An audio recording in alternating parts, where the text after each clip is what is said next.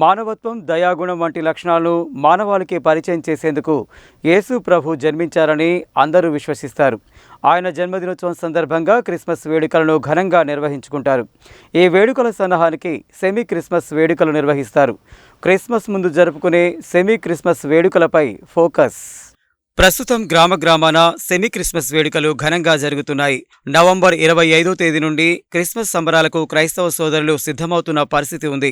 December 25వ తేదీన Christmas పర్వదినం నిర్వహిస్తున్న సందర్భంగా ప్రస్తుతం మార్కెట్లో సైతం క్రిస్మస్ పండుగకు ఉపయోగించే సామాగ్రికి ఫుల్ గిరాకీ పెరిగిందని చెప్పవచ్చు.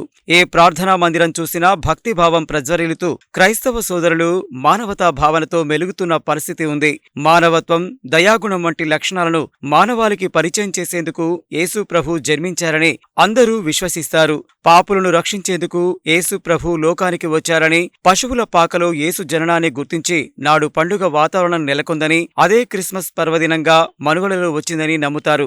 యేసు ప్రభు సర్వమానవాళి శాంతి, సహనంతో మెలుగుతూ మానవత్వాన్ని చాటి చెప్పాలని ప్రపంచానికి సూచించారని ఈ వేడుకలు నిర్వహించడం జరుగుతుందని పాస్టర్లు తెలుపుతున్నారు. ఈ నెల 25న క్రిస్మస్ వేడుకలను పురస్కరించుకుని పలు ప్రాంతాల్లో సెమీ క్రిస్మస్ వేడుకలను ఘనంగా నిర్వహించుకుంటున్నారు. క్రిస్మస్ వేడుకలను ఘనంగా నిర్వహించుకునేందుకు వాడవాడలా ఈ సెమీ క్రిస్మస్ వేడుకలను నిర్వహించడం జరుగుతుంది. నల్గొండ పట్టణంలో సైతం సెమీ క్రిస్మస్ వేడుకలను క్రిస్టియన్ మైనారిటీ సోదరులు ఘనంగా నిర్వహించుకుంటున్నారు. క్రిస్మస్ అనగానే మనకు గుర్తు వచ్చేది బాలయేసు జన్మదినం. యోసేపు గారు మరియు జోజప్ప గారు దేవుని యొక్క గొప్ప బహుమానాన్ని యేసు రూపం ద్వారా మనకు ఈ లోకానికి తెచ్చి ఉన్నారు.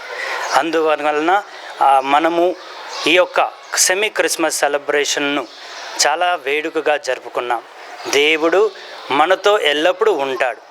క్రిస్మస్ అనగానే మనకు గుర్తుకు వచ్చేది దేవుని యొక్క గొప్ప బహుమానం, అదే యేసు ప్రభు.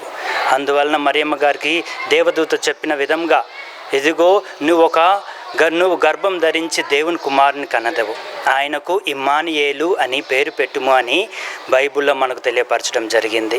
కావున ఇమ్మానుయేలు అనగా దేవుడు మనతో ఉన్నాడని. కావున ఈ సందర్భమున క్రిస్మస్ జరుపుకున్న వేళలో దేవుడు మనతో ఎల్లప్పుడూ ఉండాలని, మన కుటుంబాల్లో ఉండాలని, మనతో ఉండాలని భక్తిపూర్వకంగా దేవుని ప్రార్థిస్తూ మీ అందరికీ క్రిస్మస్ శుభాకాంక్షలు తెలియపరుస్తూ ఉన్నాను.